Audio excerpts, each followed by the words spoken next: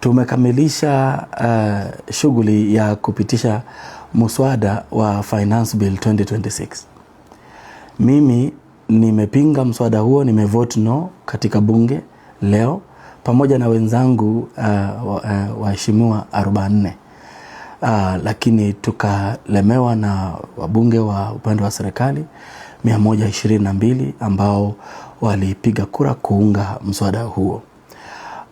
Kwa hivyo sasa mswada huo utaelekea katika State House ili uwekwe saini na President Ruto ili serikali ya Kenya iweze kupata njia ya kutafuta fedha zaidi, bilioni zaidi ya 90 katika kuisaidia kuendesha shughuli zake.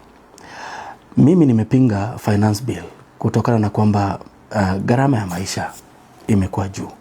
Wakenya wamezongwa na shida chungu nzima. Kumbukeni bei ya mafuta imepanda. Kumbukeni kwamba SHA ina changamoto. Kumbukeni kwamba capitation kwenye shule haiendi. Kumbukeni kwamba bei ya stima imepanda kutokana na bei ya mafuta kwenda juu. Wakenya wanakumbwa na changamoto nyingi sana. Kwa hivyo kuwaomba tena zaidi ya pesa 90 billion tena kutoka kwa mifuko ambayo tayari haina chochote ni kuwalimbikizia shida. Kwa hivyo mimi nilipinga mswada huo kutokana na hizo sababu.